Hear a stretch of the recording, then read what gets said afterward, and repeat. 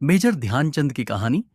Hockey के जादूगर के नाम से प्रसिद्ध मेजर ध्यानचंद प्रतिष्ठित बेहतरीन हॉकी प्लेयर थे।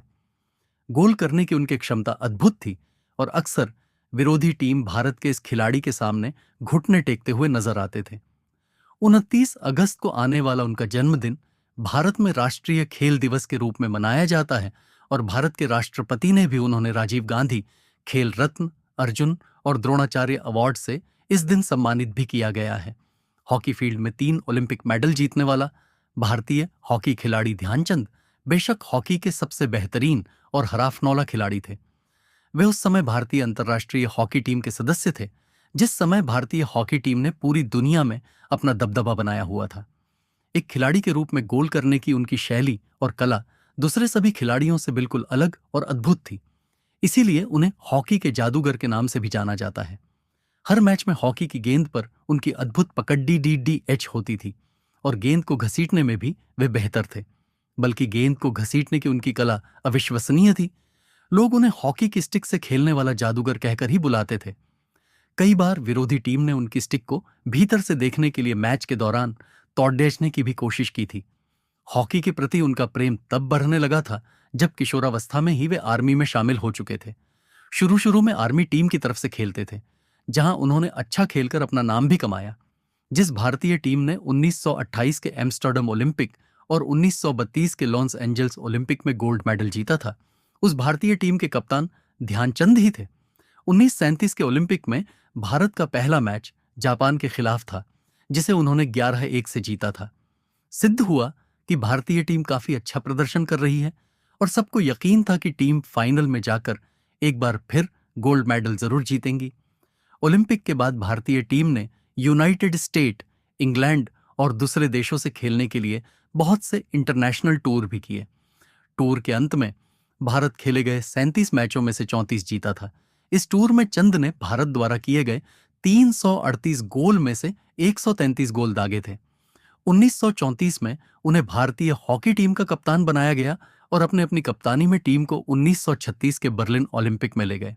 वहां भी उन्होंने अपना जादू दिखाया और भारत को तीसरा ओलंपिक गोल्ड मेडल जीताया। 1940 के अंत तक वे लगातार हॉकी खेलते रहे और फिर इसके बाद 1956 में आर्मी के मेजर के रूप में सेवानिवृत्त हुए। सेवानिवृत्त होने के बाद वे भारतीय टीम के कोच बने। अंतिम दिन 1956 में 51 साल की उम्र में मेजर के पद पर कार्य करते हुए वे सेवानिवृत्त हुए। इसके बाद उसी साल भारत सरकार ने उन्हें भारत के तीसरे सर्वोच्च सम्मान पद्म भूषण देकर सम्मानित किया। सेवानिवृत्ति के बाद वे राजस्थान के माउंट अब्बू में कोच का काम करने लगे। बाद में उन्होंने पटियाला के नेशनल इंस्टीट्यूट ONF स्पोर्ट के मुख्य हॉकी कोच होने के पद को स्वीकार किया और कई सालों तक उसी पद रहते हुए काम भी किया। चंद ने अपने अंतिम दिन अपने गांव झांसी, उत्तर प्रदेश, भारत में बिताए थे। मेजर ध्यानचंद की मृत्यु 3 दिसंबर 1979 को all India institute ONF medical science, Delhi में हुई। झांसी के शहीदों के मैदान पर उनका दाह संस्कार किया गया था। मेजर ध्यानचंद को मिले हुए अवार्ड और उपलब्धियां, वे उन तीनों भारतीय टीम के सदस्य थे जिन्होंने 1928, 1932 और 1936 के ओलंपिक में गोल्ड मेडल जीता था।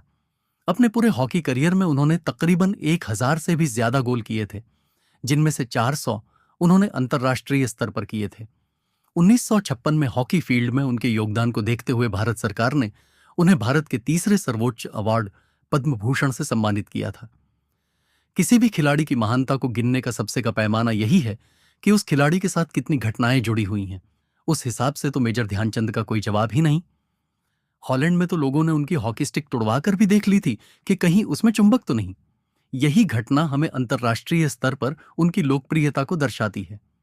वक्त अगर किसी चीज को लौटाना चाहे तो बेशक भारतीय खेल जगत मेजर ध्यानचंद को मांगना चाहेगा। उनसा न कोई हुआ और हो सकता है और न भविष्य में कोई होगा। खेल से खिलाड़ी की पहचान बनती है, लेकिन ध्यानचंद तो हॉकी का आईना बन गए। अगर आपको कहानी अच्छी लगे हैं तो लाइक, कमेंट, सब्सक्राइब करें और शेयर करें और ऐसी कहानी सुनने के लिए बने रहें